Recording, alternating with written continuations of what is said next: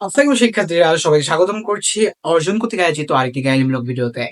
SSC 24 তোমরা যারা secondary preparation নিচ্ছ, আশা করি প্রিপারেশনটা খুব ভালোভাবে শুরু করেছো। আর যদি খুব ভালোভাবে শুরু না করে থাকো, তাহলে এখনো কিন্তু সময় আছে, খুব শীঘ্রই ভালোভাবে শুরু করে দাও। এখন তোমরা যখন অ্যাডমিশনের প্রিপারেশন না শুরু করছো, তোমাদের ভিতর হয়তো বা একটা কনফিউশন কাজ করতেছে যে আমার তো এবার কি কোচিং করা লাগবে, আমি কি এবার কোচিং করব, কোচিং আমার এবার কতটা দরকারি। তো এই বিষয় নিয়ে আমি বিভিন্ন জায়গায় দেখতেছি তোমাদের বিভিন্ন কনফিউশন, বিভিন্ন মতামত, বিভিন্ন মাধ্যম থেকে বিভিন্ন মতামত আসতেছে। তো এই সব মতামতের উপর পরিপ্রেক্ষিতে আমি আজকে ভিডিওতে তৈরি করতেছি। আজকের ভিডিওতে এমন কয়েকটা কথাবার্তা বলবো যেগুলো হয়তো বা কেউ বলে থাকে না, কারণ এটা তাদের কোনোদিনই লাভজনক না। তারপরও আমি আজকের ভিডিওতে কয়েকটা পয়েন্টের কথা বলবো, যে পয়েন্টগুলো যদি তুমি কোচিং নির্বাচন বা কোচিং আদৌ করা উচিত কিনা সেই বিষয়ে খেয়াল করো, তাহলে তোমার সময় ও শ্রম দুইটাই বেঁচে যাবে। তো তুমি যদি আমার চ্যানেল নতুন হয়ে থাকো, আমি আব্দুর রহমান মুস্তাকিম পড়াশোনা করছি খুলনা বিশ্ববিদ্যালয়, এবং আজকে ভিডিও দেখবো সেকেন্ড টাইম কোচিং করা কি উচিত কি উচিত না। তো চলো বেশি কথা না বাড়িয়ে আজকের ভিডিও শুরু করা যাক। প্রথমত আমি এখানে দেখো কয়েকটা পয়েন্ট আলোচনা করছি। প্রথম পয়েন্টগুলোর আগে আমি একটা কথা বলি, সেটা হচ্ছে কোচিং মানুষ কেন করে। অবশ্যই কোচিং করে কি যে আমি কোন একটা জিনিস সম্পর্কে আমার পূর্ণাঙ্গ আইডিয়া নাই, আমি এটা সম্পর্কে কিছুই জানি না, আমাকে হয়তো বা শিক্ষকরা শিখাবে, সবকিছু বুঝাবে। কিন্তু তুমি কিন্তু ফার্স্ট টাইমে একটা প্রপার গাইডলাইন কোচিং করেছো, এবং কোচিং করার ফলে যেটা হয়েছে সেটা হচ্ছে তোমার এই যে এক্সাম সম্পর্কে কিছু কিছু আইডিয়া, কিছু কিছু তোমার গাইডলাইনের যে কথাবার্তা বা কিছু কিছু তোমার যে টিপস এন্ড ট্রিক্স, সবকিছু সম্পর্কে তোমার কিছু না কিছু হলেও আইডিয়া আছে। তারপরও ফার্স্ট টাইম থেকে সেকেন্ড টাইম কিন্তু তোমার উপর প্রেশার বেশি, তোমার উপর আশা বেশি, তোমার উপর সবকিছু বেশি, যার ফলে তুমি এই যে কোচিংটা করবা কি করবা না সেটা নিয়ে এবার কথা বলা যায়। তো প্রথম যেটা সেটা বলি গাইডলাইন। সেকেন্ড টাইমে যখন তুমি পড়াশোনা করতে বসবা, তোমার সর্বোচ্চ সবসময় যেটা কাজ করবে সেটা হচ্ছে হতাশা।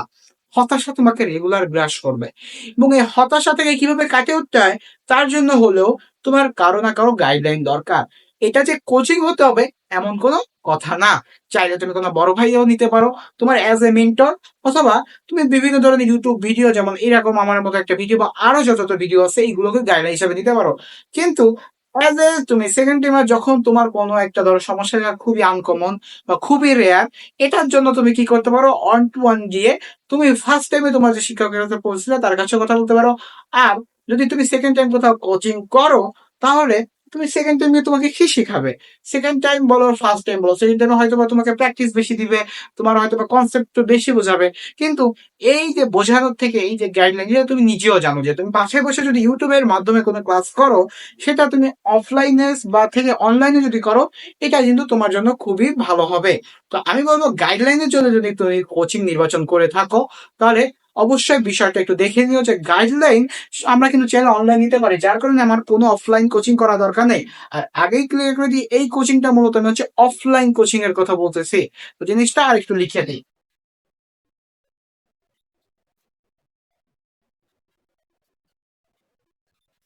এবার আচ্ছা, এক্সাম। হ্যাঁ, তুমি চাইলে একটা এক্সাম ব্যাচে ভর্তি হতে পারো।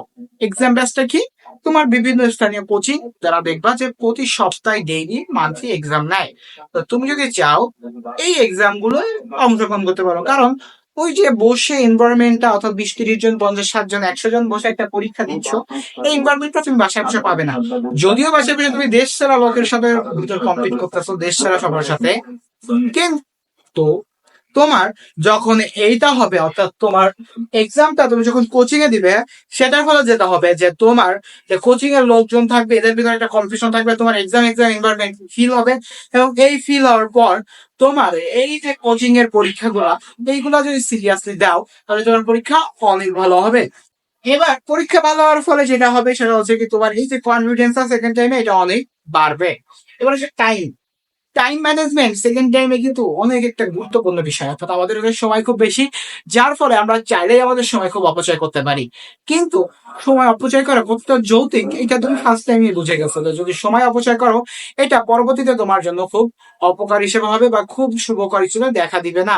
কারণ সময় হচ্ছে এমন একটা জিনিস, তুমি সময়কে এখন অপচয় করো বা সময় সঠিক ব্যবহার না করো, সময় যখন দেখবে যে তোমার খারাপ টাইম চলতেছে, তখন ও এমন একটা কাজ কাম করবে, অর্থাৎ তোমার খারাপ টাইম এমন ভাবে আসবে সেটার সাথে হয়তো বা তুমি মানিয়ে নিতে পারবে না। যার ফলে সেকেন্ড টাইমে যদি তুমি কোচিং করতে যাও, এমন হলো যে তোমার বাসা থেকে যদি কোচিং এর দূরত্ব খুব বেশি না হয় তাহলে তুমি কোচিং করতে পারো। কিন্তু যদি এমন হয় যে তুমি এমন কোথাও থাকতেছো যেখান থেকে তোমার কোচিং করতে যেতে খুব অসুবিধা হচ্ছে, বা সেকেন্ড টাইমে কোচিং জিনিসটা কিন্তু ফ্যামিলিগত ভাবে সাপোর্ট দেয় না, ফ্যামিলি থেকে বলা ফার্স্ট টাইমে কোচিং করছি চান্স পাইছ না, সেকেন্ড টাইমে আবার কোচিং করবি, যার ফলে যদি অনলাইনে এই কোচিং গুলো করো এটা কিন্তু তোমার হাতের মুঠোয়, তুমি চাইলে ফোন দিয়ে করতে পারো এবং ফোনে সবকিছুই তোমার চলে আসছে পিডিএফ আকারে, স্লাইড আকারে, এবং ক্লাসগুলো প্রি রেকর্ডেড থাকতেছে।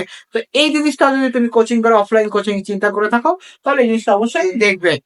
এরপরে শেষে হচ্ছে যেটা, সেটা হচ্ছে মানি, টাকা পয়সা সেকেন্ড টাইমে কিন্তু খুব স্বল্পতা থাকে। কেন স্বল্পতা থাকে?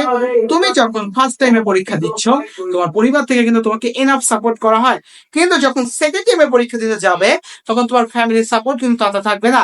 রেয়ার দুই একটা ফ্যামিলিতে থাকে, কিন্তু সব ফ্যামিলি কিন্তু সেকেন্ড টাইমে সাপোর্ট করে না। যার ফলে এই যে কোচিং, এই কোচিংটা করতে সর্বোচ্চ তোমার 15,000 থেকে 20,000 টাকা লাগবে।